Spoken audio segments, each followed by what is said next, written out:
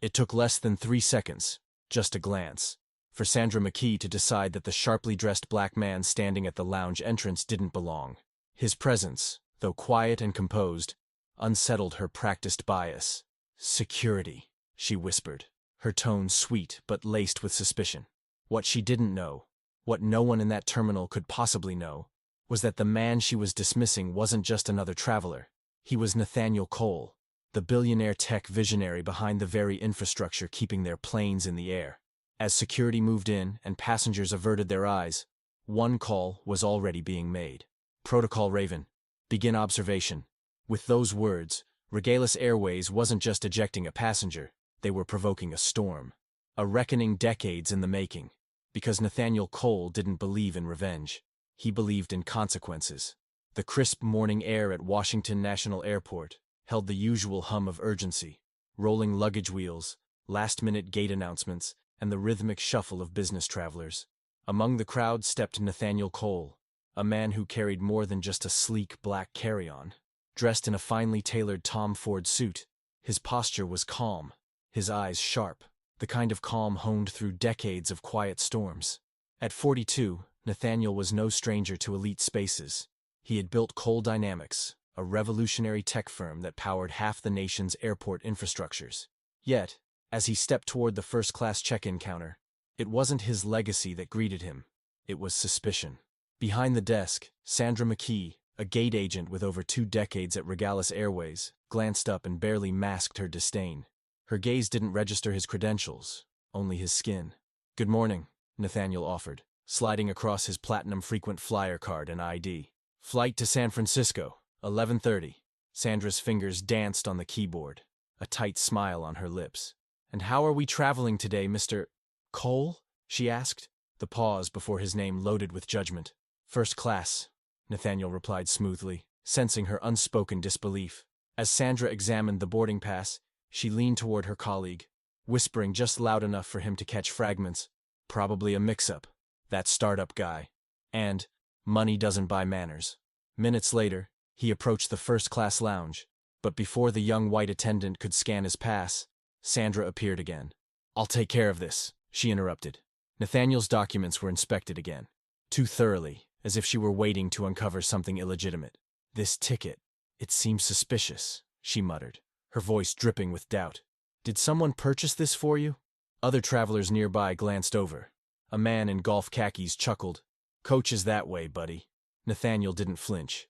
"My ID, my card, my seat." Sandra's response came in the form of a quiet call to security.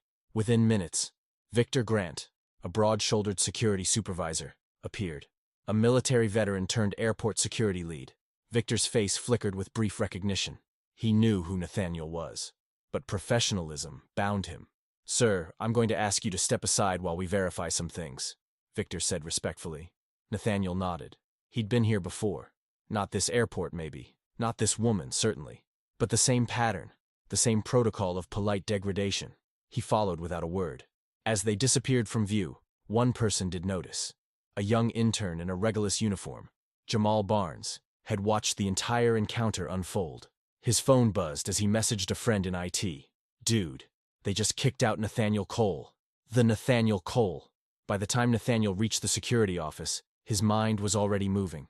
He pulled out his phone and made a quiet call. "Protocol Raven, begin observation mode." He returned the phone to his pocket, his face unreadable. A move had been made. Now came the consequences. While Nathaniel sat in the dimly lit airport security office, Jamal Barnes paced the far end of the terminal, his heart racing. He knew he had just witnessed something that could define more than a bad day.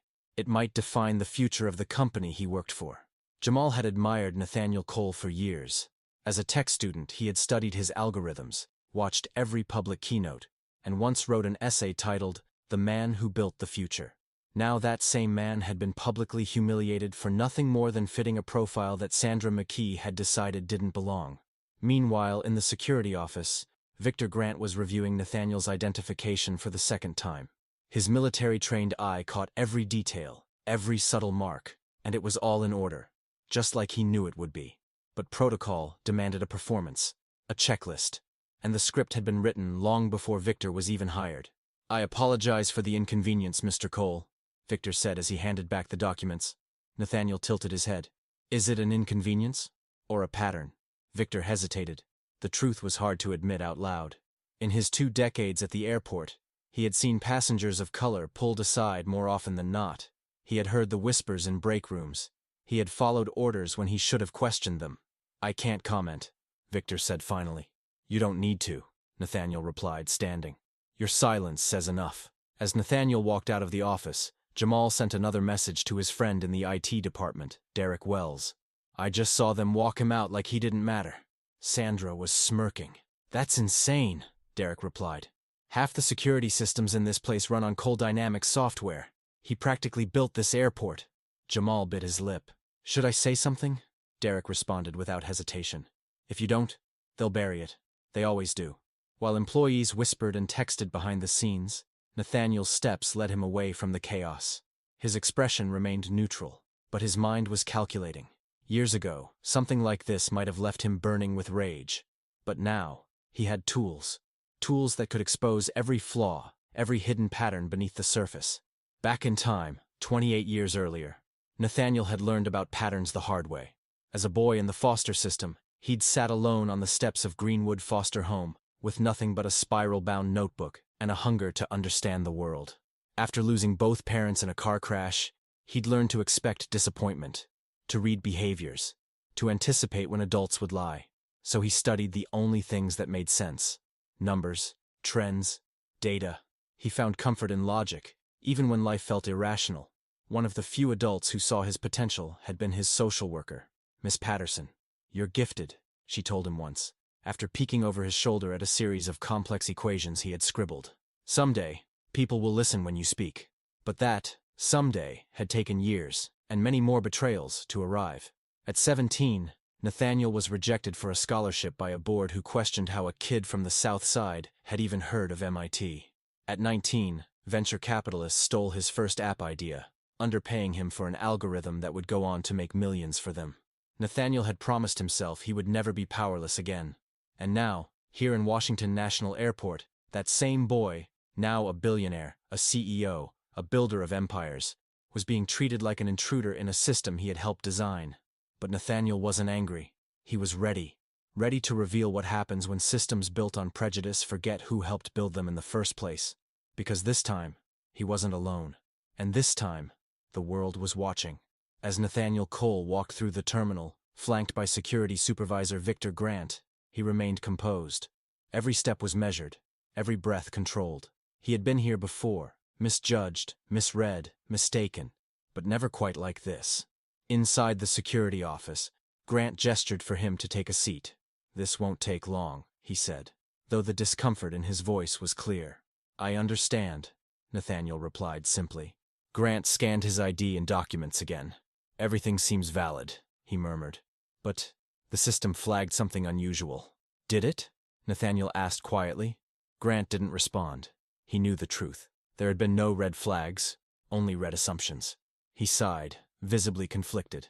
I just follow the rules, Mr. Cole. I know, Nathaniel replied, his tone calm. But systems can be broken, and so can the people who hide behind them.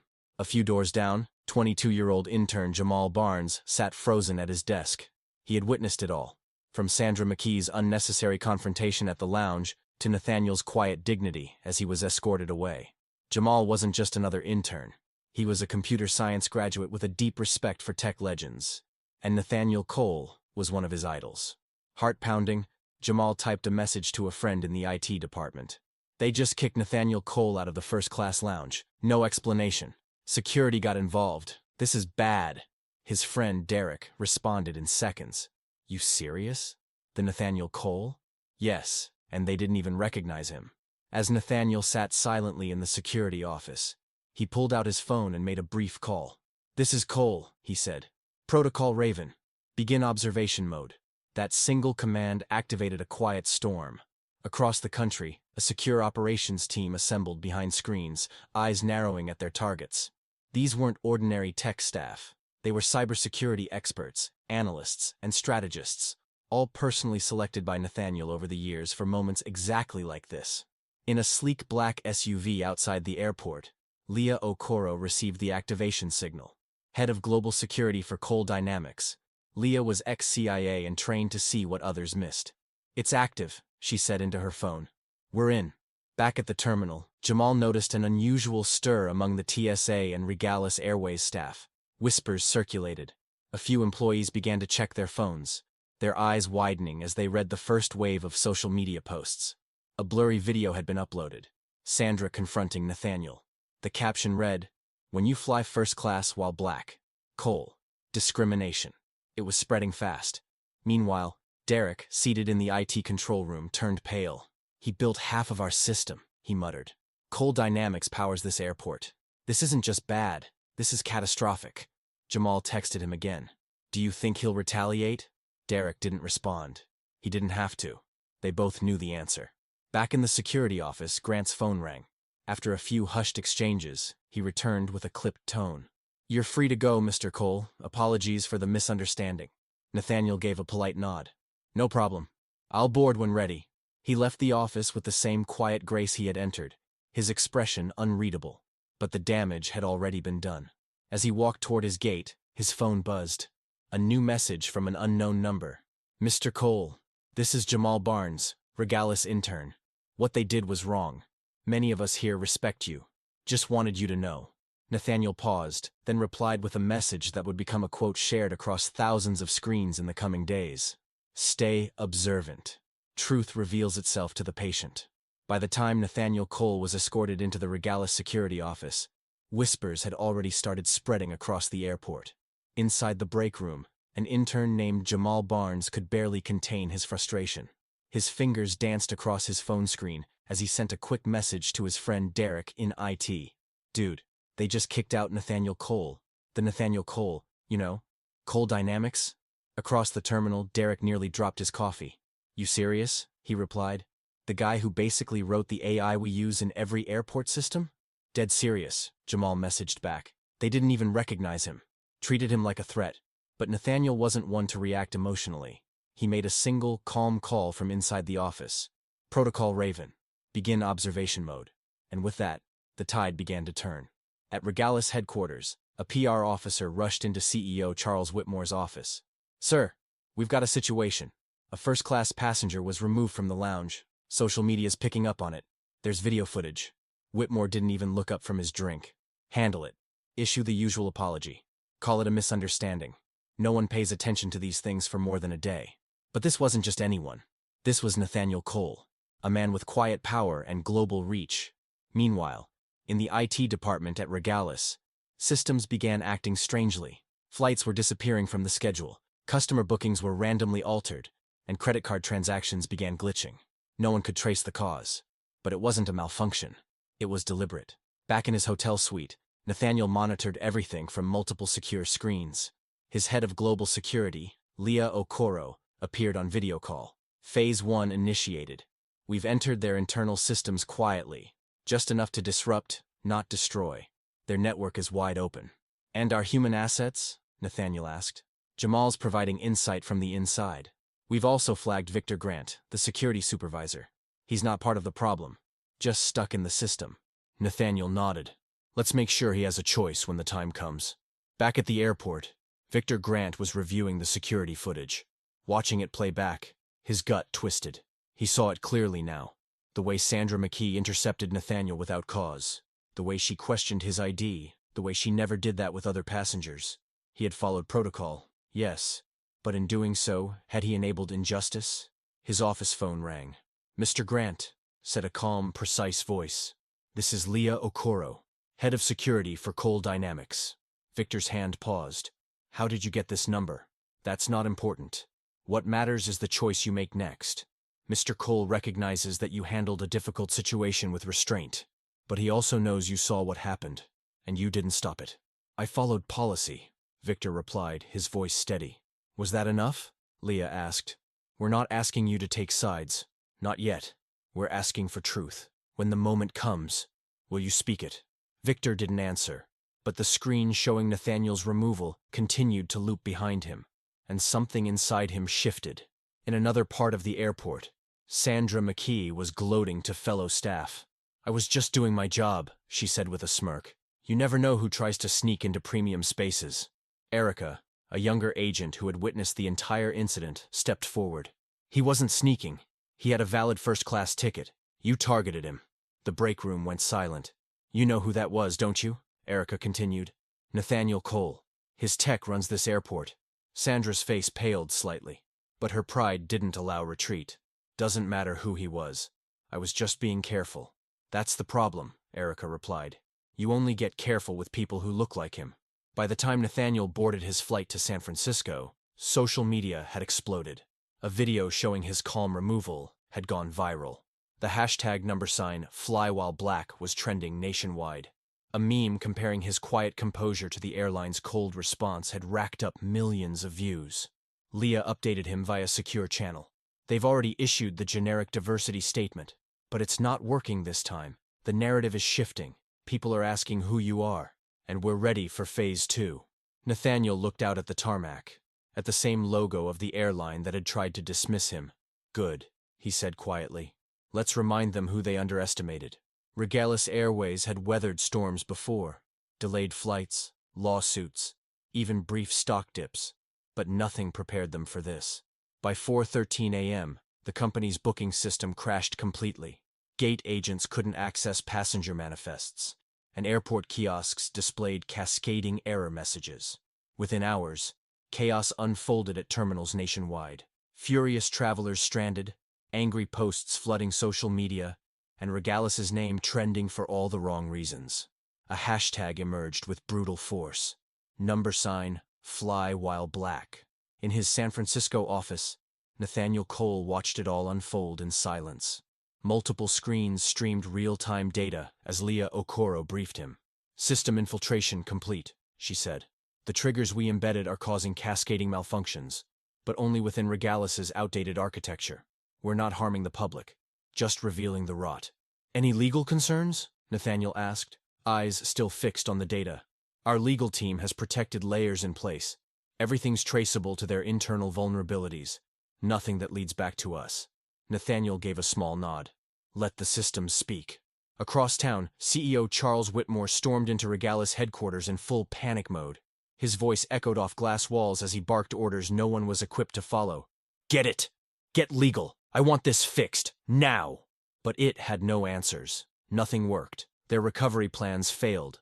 No one could reach Ethan Ross, the fixer, whose reputation was starting to unravel with every exposed lie. Then came the leaks. The Washington Post published an investigative report, complete with emails, financial records, and whistleblower accounts. The story confirmed what many suspected: discrimination, fraud, bribery, and falsified safety records. Within minutes, CNN and MSNBC were live with analysts and commentators dissecting every line. The SEC launched an official investigation. Charles's assistant burst into the boardroom. Sir, a new email just leaked. Your correspondence with Winston Financial. It's everywhere. Charles went pale. That's not possible. It's real, sir. Verified. As the room fell into silence, the television played footage of Victor Grant, the former security supervisor, giving a live interview. Calm, composed, and credible, he detailed patterns of systemic discrimination, citing years of reports that went ignored. Simultaneously, Jamal Barnes appeared on another network. The young intern turned whistleblower spoke with earnest conviction. They didn't just question Mr. Cole's identity. They questioned the right of people like us to belong in spaces of excellence. Public sentiment swung heavily. Regalis's image was in freefall. In the break room of Regalis HQ, Sandra McKee sat slumped, surrounded by whispers. Moments later, she was escorted out by security, terminated, scapegoated, and now exposed. Her protests fell on deaf ears. Back at Cole Dynamics, Nathaniel reviewed a final document, a formal acquisition proposal. Across from him, his team nodded in agreement. Rebecca Lawson, his legal advisor, tapped the contract. Once the board votes it's yours, Regalis becomes Cole Air. Nathaniel didn't smile. Instead, he looked toward the window, watching the city breathe. This isn't victory, he said softly. It's just correction. Helen Voss, Regalis's COO, now positioned to lead the transition, entered the room with quiet dignity. The board voted 11-3 in favor. We're ready. Good, Nathaniel said, turning. Let's build something that lasts. That night, in the same lounge where Nathaniel had been humiliated, a celebration quietly unfolded. No press, no stage, just the people who believed in change. Erica, now appointed to lead the new passenger ethics division, raised her glass. To the truth, finally getting its turn. Nathaniel smiled at Jamal, now part of Cole's new leadership fellowship. You didn't just witness history, he said. You helped write it. As champagne flowed and stories were shared, outside, the regalis sign was lowered. In its place rose a new name, Cole Air, where everyone belongs.